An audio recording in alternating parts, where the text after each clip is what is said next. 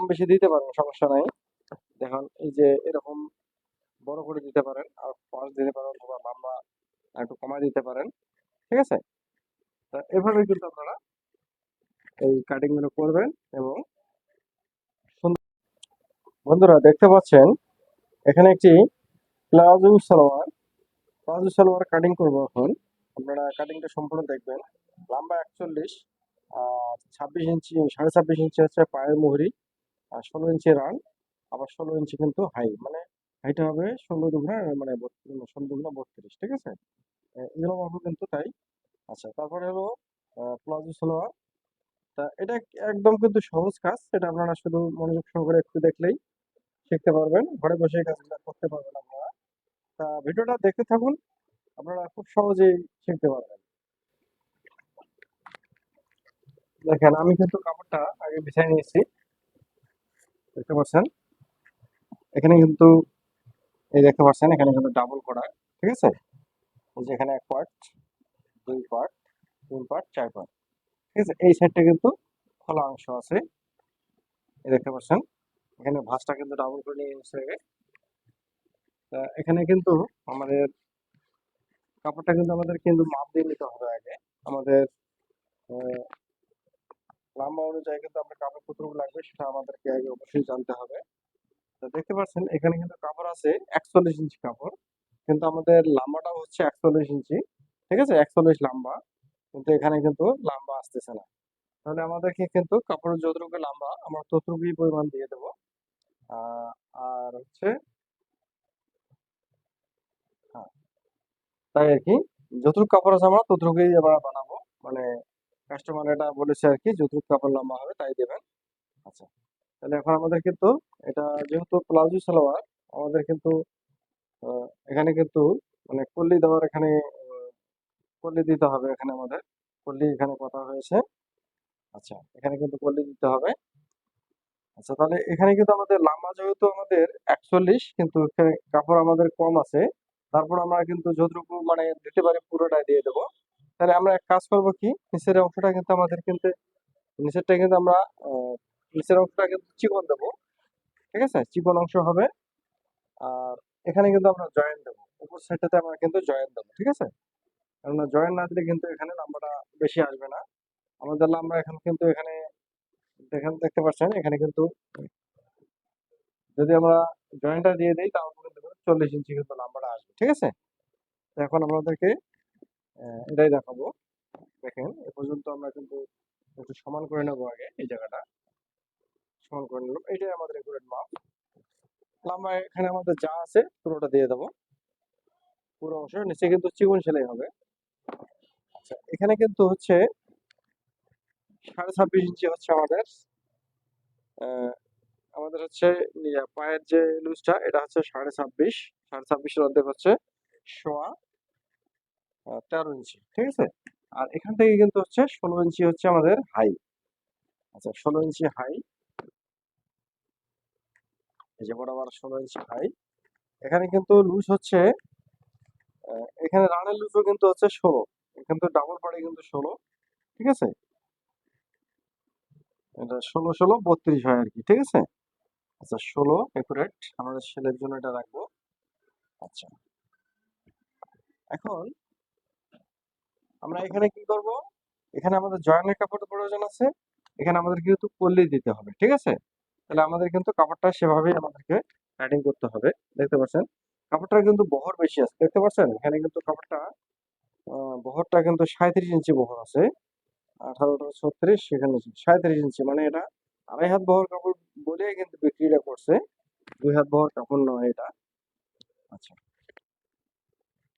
আচ্ছা, তারপর এখান থেকে আমাদের সরাসরি কিন্তু আমাদের স্কেলের ভাবে একটা ধরবো। ঠিক আছে? এই জায়গাটা আমরা এটুকু শেপ দিতে পারি। আচ্ছা, এখান থেকে আমাদের কিন্তু এভাবে কাপড়টা নিয়ে নেবো। দেখতে পাচ্ছেন এখান থেকে এ পর্যন্ত, এটাই হচ্ছে আমাদের, এটা হচ্ছে আমাদের হাইয়ের অংশ। ঠিক আছে? তো আমরা এখানে আমাদের এখানে কলি নিতে হবে, এবং আমাদেরকে উপরে জয়েন্টটা দিতে হবে। ঠিক আছে? তা আমরা কিন্তু এখান থেকে দেখতে পাচ্ছেন এখানে কিন্তু একটা মোটা কলি বাইর করতে পারবো, অথবা এখান থেকে আমাদের জয়েন্টের সাইডটা বাইর করতে পারবো। ঠিক আছে? এখানে লুজটা বেশি দিলে কিন্তু আমাদের এই নাম্বারটা কিন্তু আসতো না। ঠিক আছে? তা এই জন্য আপনারা এভাবে কাটিংটা করবেন, ঠিক আছে? লম্বা হচ্ছে 41, রান হচ্ছে 16, হাই হচ্ছে, এটা হচ্ছে রান, ঠিক আছে? রান, আচ্ছা হাই হচ্ছে 16, অবশ্যই বুঝতে পারছেন। এই যে এটা হচ্ছে লাম্বার অংশ, হচ্ছে লাম্বা, ঠিক আছে? আচ্ছা এটা হচ্ছে মুহুরি 26। দর্শক অবশ্যই ক্লিয়ার। এখন আমি কেটে ফেলবো। এই কাজটা একদম খুব সহজ কাজ। এগুলো কাজে আপনারা সহজ সহজ কাজগুলো যারা শিখতে চান তারা এই সহজ সহজ কাজগুলো কিন্তু আপনারা আগে শিখবেন। তাহলে আপনারা মানে অন্তত শুরুটা আপনাদের যদি এই সহজ কাজ দিয়ে শুরু হয় তাহলে কিন্তু আপনার যত বড় কঠিন কাজ হোক, আপনারা ডিজাইন কাজ হোক যাই হোক আপনারা করতে পারবেন, ঠিক আছে? তা আপনারা এই কাজগুলো আপনারা আগে ফলো করবেন, তারপর আপনারা ভালো ভালো ডিজাইনের কাজ, কঠিন কাজ করতে পারবেন। তো প্রথমের দিকে আপনারা কিন্তু এই ছোট ছোট কাজগুলো কিন্তু শিখবেন, তাহলে কিন্তু আপনাদের কাজ করা সহজ হবে।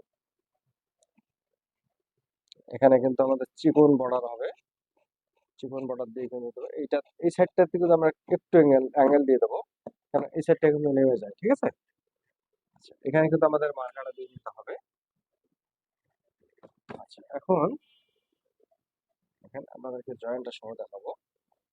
আচ্ছা জয়েন্টটা এখন আমরা এখান থেকে যদি মনে করি তাহলে আমরা কিন্তু একটা পার্ট কিন্তু ডাইরেক্ট দিয়ে দিতে পারি, ঠিক আছে? এই পার্টটা একটু মোটা আছে, আমরা কোয়ালিটিটা এই এই অংশ থেকে দেবো, ঠিক আছে? আমরা এখান থেকে আমরা যদি এখানে দেখেন, এখানে যদি 4 পার্ট ধরি তাহলে কিন্তু আমাদের এখানে জয়েন্টটা কিন্তু হয়ে গেল, ঠিক আছে? দেখতে পাচ্ছেন? তো আমাদের এভাবেই কিন্তু আমাদের কাপড় শর্ট থাকলে লম্বায় আমাদের কিন্তু এইভাবে কাপড়টা বের করতে হবে, ঠিক আছে? এটা কিন্তু আমি সমান করে নেবো এখন, দেখেন এটা সমান করে কিন্তু এটা জয়েন্ট দিয়ে কিন্তু রাবারটা লাগাবো। এটা কিন্তু নিচের পট্টি হবে, ঠিক আছে? এটা নিচের পট্টি হবে, ওকে? এই যে, দেখতে পারলেন? তারপর এখান থেকে আমাদের একটা কলি কেটে নেব। কলিটাকে আমরা কাটতে হবে, দেখেন এই যে কলি সবসময় আপনারা কিন্তু ওরেপ দেওয়ার চেষ্টা করবেন। এটা কিন্তু খাড়া কাপড় আছে, খাড়া কাপড়টা দিলে কিন্তু কলিটা কিন্তু ভালো হয় না, ওরেপ দিতে পারলে ভালো হয়। কিন্তু এখানে তো এই কাপড়টার থেকে কিন্তু ওরেপ কিন্তু বের হয় না, না হওয়ার কারণে কিন্তু একটু সমস্যা হয়। কিন্তু আমাদের এটা ওরেপ দেওয়ার চেষ্টা করবো সবসময়। দেখেন এটা কিন্তু আপনারা একটু ভাবে তৈরি করতে পারবেন। তো এই কাজটা কিন্তু মানে কঠিন কোনো কাজ না, এটা একদম সহজ কাজ। এই প্লাজো সালোয়ার কাটিংটা খুবই সহজ, এই দেখতে পারলেন। তো আমাদের কিন্তু কাটিংটা হয়ে গেছে। তা ভিডিওটা কেমন লাগলো অবশ্যই আপনাদের মতামতটা জানাবেন, আর ভালো লাগলে অবশ্যই বন্ধুদের মাঝে ভিডিওটা শেয়ার করে দেবেন, কেননা তারাও কাজটা শিখতে পারবে। আজকে এ পর্যন্ত রাখলাম, আরো নতুন কোনো ভিডিও নিয়ে হাজির হবো। ভালো থাকবেন।